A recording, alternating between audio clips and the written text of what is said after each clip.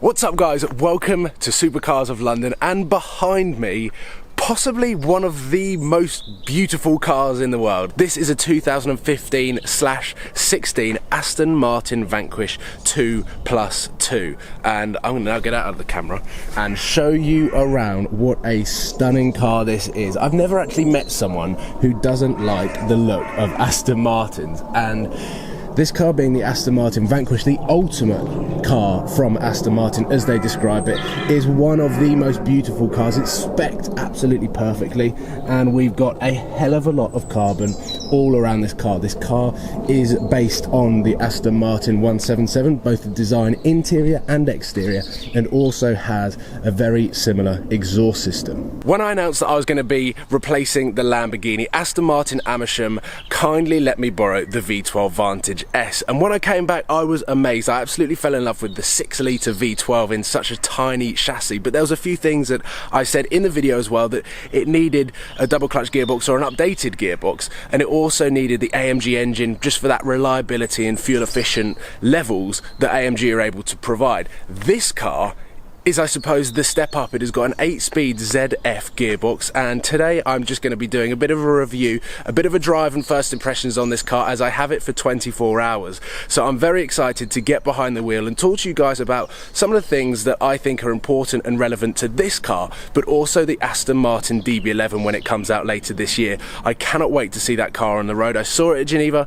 I'm going to be referencing to that car because with a new gearbox and an AMG engine, that thing is going to be seriously exciting. But it is the DB9 replacement. Don't get it confused that it is replacing the Aston Martin Vanquish. This is the ultimate car. Ceramic brakes and a few other options aren't available on the DB11, which is specifically a GT car. So Aston Martin basically say, why do you need ceramic brakes on a GT car? So this car behind me is the pinnacle from Aston Martin. So let's jump inside, check out the interior of this absolute beast and go for a drive.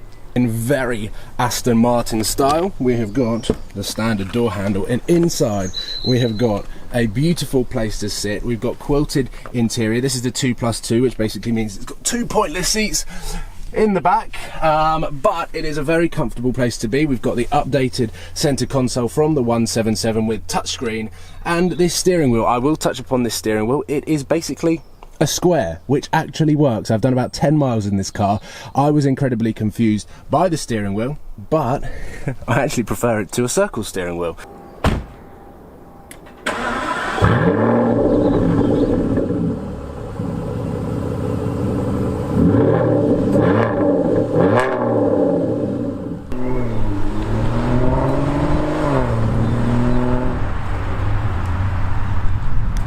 So welcome to the interior of the Aston Martin Vanquish and the driving position. You do sit quite high up and you get a nice view, and the visibility is actually quite good in this car. There's no flared bonnet vents, there's no flared wheel arches.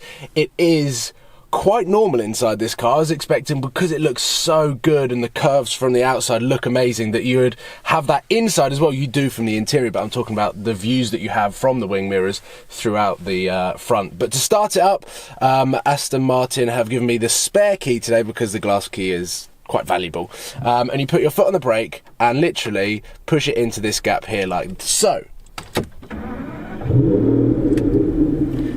And then we are greeted by the wonderful 6-litre V12, which sounds absolutely incredible, even from inside the car. That is stock, and it sounds amazing. Now, the confusing thing with Aston Martin, but I suppose if you're an Aston Martin customer, you will know this, that the handbrake is in a really awkward position. I'm going to need the camera now, because this is where the handbrake is located. And for me to let it go, you put it up like that, there's no effort whatsoever, click the button, and then it turns into a handbrake like any other car. And that is the parking brake off. And to put it back up, you use it just like a handbrake, click it back in, and pull it up, and then just let it sit back down there. So moving away is as simple as ever in cars nowadays. When I started driving the Vauxhall Astra, it was a manual, and you always have to find the biting point, whereas the cars that I've driven recently have just been as easy to drive as any other car, and the only difference is when you start putting the power down, but also the interior and exterior design. And Aston Martin Amersham have been kind enough to lend me this car for 24 hours, so I wanted to utilise that time as best as possible. I've never driven a Vanquish before. This is the pinnacle of Aston Martin, bar the 177 and the Vulcan, which is a track car. So I just wanted to take this opportunity to do a normal review that I've been doing in the last few of my videos. So I apologise if they haven't been as entertaining or as funny as some of the other videos. However, with a couple of road trips coming up and the replacement to the Lamborghini coming soon, hopefully things are going to get a little bit more exciting. But with this car, the first thing that you really notice is just how quintessentially British it is. It still feels old, it still feels amazing, like a fine wine. It gets better with age, and the Vanquish is arguably my favourite Aston Martin to see on the road. Every time I see an Aston Martin in general, as you might have seen from my Snapchat, which if you're not following is PJW Snaps, I always love taking a picture of an Aston Martin because they look so good. They never ever look bad. Even the DB7 still looks good. But the Vanquish for me is the one that really turns my head. If I'm on the motorway, I'm going, whoa, whoa, whoa. So I do love the way that the Aston Martin Vanquish looks. From an interior perspective and driving perspective, it is just as chilled, just as classy, and just as comfortable. The seats, we have got the upgraded quilted seats, and it is a 2+2. I'm sure it's not as comfortable in the back, but as things go when you're just pooting around town, this car is incredibly easy to drive, albeit with the 6 litre probably being quite thirsty on fuel. Now we move on to possibly the best and biggest upgrade that the Aston Martin Vanquish got in 2013, I think, which was the 8-speed ZF gearbox. So the old Vanquish, the 2012 Vanquish, had the same S gearbox that the V12 Vantage S had, which I thought was a drawback to the car and let it down when you were cruising. When you're driving it flat out and hard and a bit of a hoon, the single clutch gearbox is fine, but just cruising around town, this is effortless. And the double clutch gearbox in any car is superior, which I've said in previous videos. So for this car to have the upgraded ZF 8-speed gearbox, it makes a huge difference just from the driving experience comparing it to the V12 Vantage S. The gear changes are completely seamless, you don't even feel them. I don't even know what gear I'm in actually. It just says D, auto. But anyway, with that being said, you don't feel them coming down the gears, you don't even feel them going up the gears as well. So that is a huge improvement. And like myself, if you spend half of your entire day on Auto Trader looking at cars, and at the moment I'm spending a lot of time on Auto Trader looking at cars, and the whole idea of replacing the Lamborghini, this is a secret, the whole idea of replacing the Lamborghini came about when I realised that I could pretty much do a straight swap for an Aston Martin Vanquish, a 2012, 2013, quite high mileage Aston Martin Vanquish. I could do a straight swap with the Lamborghini, and I was thinking, well, that would be amazing for road trips. It would have all of the updated technology. It would be a fantastic car to drive and cruise about in, and that's what Aston Martin do so well. However, the early Vanquishes, like I mentioned, didn't have the updated gearbox, which is why the price of them started to drop quite considerably compared to this car's rival, which is the Ferrari F12. If I was Aston Martin, I wouldn't put this car against the Ferrari F12. Yes, they're both V12, front engine, rear wheel drive. This has got slightly less brake horsepower, but the way that the Ferrari F12 delivers power is completely different. So I'm not going to compare this car to the Ferrari F12, which I have driven, which again is just a pinch myself moment. The F12 is an amazing machine, as is this car in its own right. The power delivery is slightly slower and more progressive towards the top end. That's when the power really kicks in, and I have watched endless reviews on this car. This is back again when I realised that I could do a straight swap with the Lamborghini.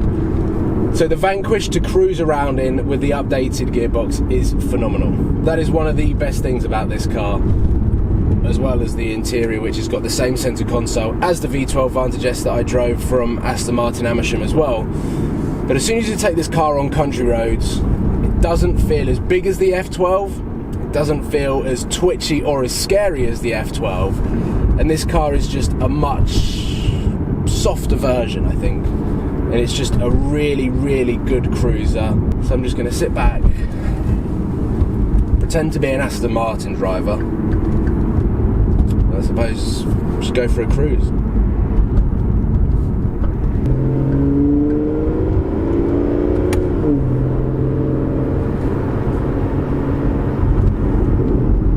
And when you're done cruising, which happens every single journey, because there's no way that a journey ends at a motorway, or maybe it does. But anyway, most of the time, if you are cruising on long motorway journeys, there are some twisty tight roads to finish off the journey with when you make it to your end destination. And with that being said, let's put it in sport mode.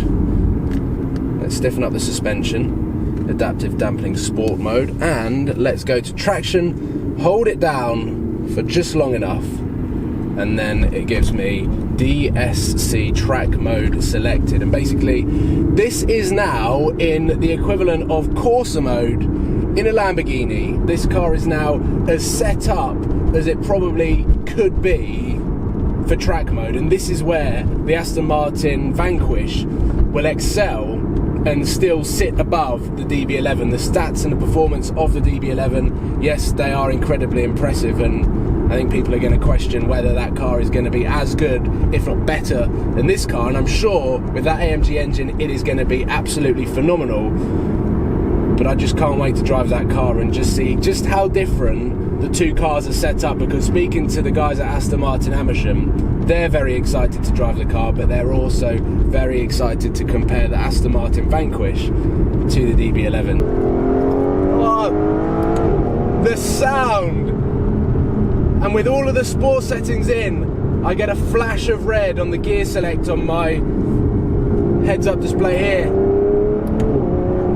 that tells me exactly where to change gear. And you can really hear that 177 derived exhaust system crackling.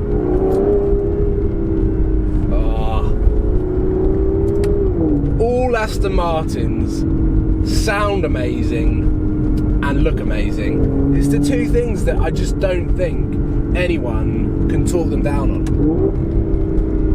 And I bet the sound carries.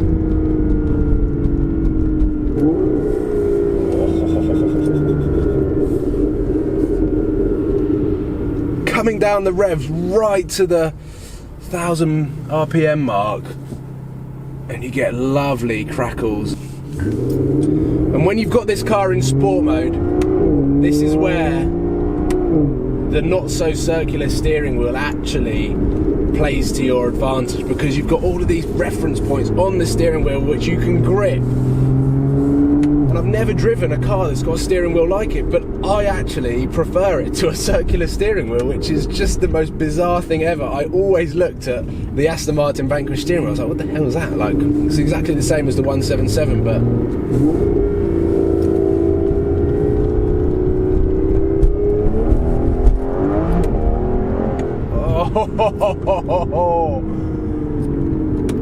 and every time I do these videos, so the last few videos I did, the 650S, which similar sort of price bracket, the McLaren 650S, a completely different car with the 570, and I just think these cars are so good, the performance is so incredible, and cars these days are getting just faster and faster.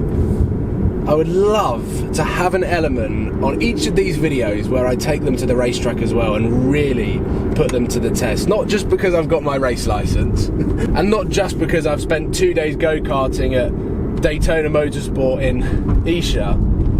I just would love to really know the limit on these cars, and I think in 2016 I would love to get more track time with some road cars just to see what potential these cars have, because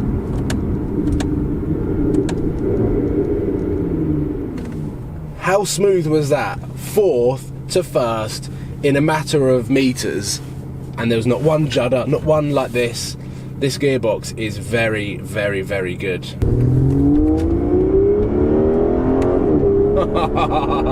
This is like 40% throttle. This is my favourite point on the Aston Martin. This car, it doesn't really want to make you put your foot down and floor it. It's not the car for that. This is all about squeezing the throttle and letting the car's engine reward you with the way that you give the car power. And then once you've built up the speed, oh, you get the exhaust note, and this car comes to life. Sport mode in this car is amazing. I'm going to take the suspension off, and we've got the softer suspension now. So there's just so many things that you can do to cars now, and this is why the whole Lamborghini replacement idea came about so soon. I wasn't expecting to sell it so soon. It's just the things that you can do and the things that are available in cars now are just on another level. They are just on another level. The Lamborghini is so archaic in the way that it not only delivers power, the way that it changes gear, and that car is an out and out drama queen. The Lamborghini is an insane car. But for a car, for long distance road trips, for a car to spend a lot of time sitting in the driver's seat, unfortunately, it just didn't have that quality, which is why I'm in this process of testing cars, and huge thank you to every single company who's allowed me to borrow one of their demonstrators. The Aston Martin Vanquish, I feel some of you guys out there were waiting for this. I do love it.